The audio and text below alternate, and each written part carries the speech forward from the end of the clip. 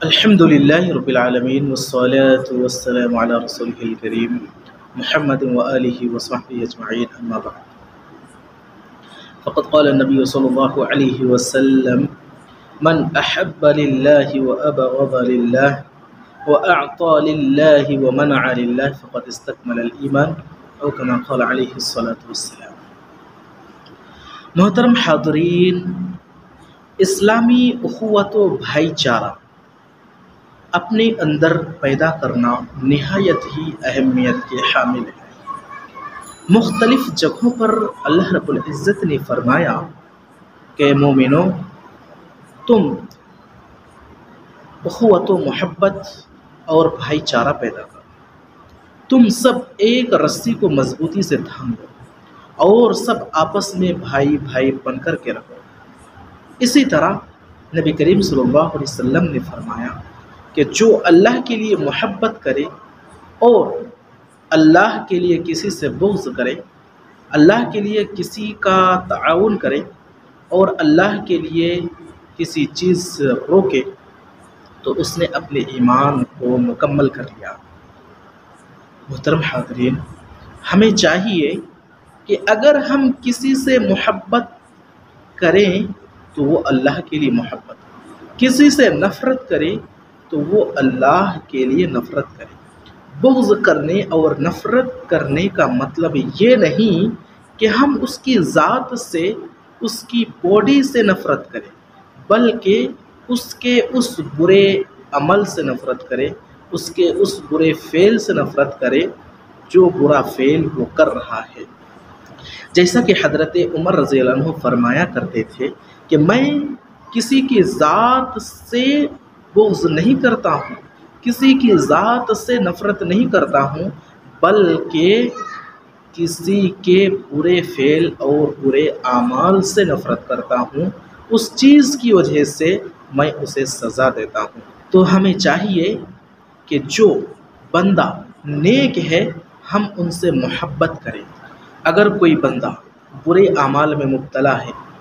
مثلا کسی نشے میں مبتلا ہے، حرام چیز میں مبتلا ہے، بدکاری میں مبتلا ہے، تو ایسے شخص سے اس نیت سے دوستی کر سکتے ہیں کہ وہ بندہ اس برے فعل سے، اس حرام کاری سے رک جائے۔ اگر آپ ایسا کرتے ہیں تو انشاءاللہ العزیز رب العزت کی جانب سے آپ کو اجر و ثواب سے نوازا جائے گا۔ محترم حاضرین، اللہ کے لیے ہمیں محبت کرنی ہے اور اللہ کے لیے کسی سے نفرت کرنی ہے، مگر نفرت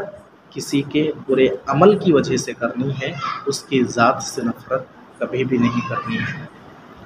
اگر کوئی بندہ اچھی پرسنالٹی والا ہے اور وہ حرام کاری میں مبتلا ہے، ہم ان سے محبت نہیں کریں گے۔ اگر کوئی بندہ مالدار ہے، جائیداد اور پراپرٹی والا ہے مگر نیک نہیں ہے، ہم ان سے محبت نہیں کریں گے۔ لیکن اگر کوئی بندہ غریب ہے مگر نیک ہے، ہم ان سے محبت کریں گے۔ پرسنالٹی اچھی نہیں ہے، معذور ہے، پست قد ہے، رنگ کالا ہے، دیکھنے میں اتنا خوبصورت نہیں ہے لیکن نیک ہے، ہم ان سے محبت کریں گے۔ اگر ہم اللہ کی خاطر محبت کریں گے، اللہ کی خاطر محبت کرنے کا مطلب یہ ہے اللہ رب العزت نے جن احکامات کو بجا لانے کا حکم دیا ان احکامات کو بجا لانا، اور جن چیزوں سے منع فرمایا ان چیزوں سے رک جانا۔ اگر کوئی بندہ اس کی پابندی کرتا ہے تو اللہ رب العزت بھی اس سے محبت کرتا ہے، ہمیں بھی اس سے محبت کرنی چاہیے۔ اور اگر کوئی بندہ اس کی پابندی نہیں کرتا ہے، اس کا اہتمام نہیں کرتا ہے، یعنی حرام کاریوں میں مبتلا ہے، اللہ کے احکامات کو بجا نہیں لاتا ہے، نافرمانیوں میں مبتلا ہے، تو اللہ بھی اس سے محبت نہیں کرتا، لہٰذا ہم بھی اس سے محبت نہیں کریں گے۔ اگر ہم اللہ کی خاطر محبت کریں گے تو کل قیامت کے دن ہمارا بہت بڑا مقام ہوگا۔ اللہ کے نبی صلی اللہ علیہ وسلم نے ایک مرتبہ صحابہ کرام کے سامنے ارشاد فرمایا، اے صحابہ، کل قیامت کے دن اللہ رب العزت کے عرش کے ارد گرد بہت سارے نور کے ممبر ہوں گے، اور ان نور کے ممبروں میں بہت سارے لوگ نورانی لباس پہن کر تشریف رکھے ہوں،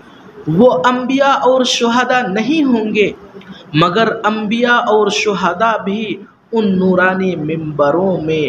بیٹھنے کے لیے رشک کریں گے۔ صحابہ اکرام نے عرض کیا، یا رسول اللہ وہ کون لوگ ہیں، ان کے صفات کیا ہے؟ نبی کریم صلی اللہ علیہ وسلم نے فرمایا، یہ وہ لوگ ہیں جو اللہ کی خاطر دنیا میں لوگوں سے محبت کرتے تھے، اللہ کی خاطر لوگوں سے ملاقات کرتے تھے، اور اللہ کی خاطر لوگوں سے دوستی کرتے تھے۔ محترم حاضرین، یہ اللہ کی خاطر لوگوں سے دوستی کرنے اور محبت کرنے کا یہ مقام ہے کہ کل قیامت کے دن اللہ رب العزت کے عرش کے ارد گرد نورانی ممبروں میں نورانی لباس پہن کر کے تشریف رکھے ہوں گے، اور انبیاء اور شہداء بھی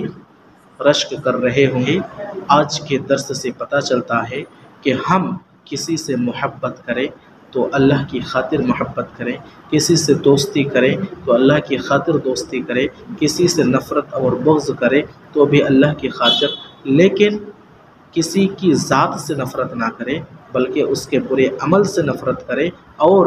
اگر کسی کا عمل برا بھی ہے تو اس سے اس نیت کے ساتھ اگر دوستی کریں کہ وہ شخص اس برے فعل سے رک جائے، اس برے عمل کو چھوڑ دے، تو اللہ رب العزت انشاءاللہ العزیز آپ کو اجر و ثواب سے نوازے گا۔ اللہ رب العزت سے دعا ہے کہ الہ تو ہم سب کے دلوں میں اتحاد و اتفاق قائم کر دے، آمین۔ الہ تو ہم سب کے دلوں میں ایک دوسرے کے تعلق سے محبت اور بھائی چارہ پیدا کر دے، آمین۔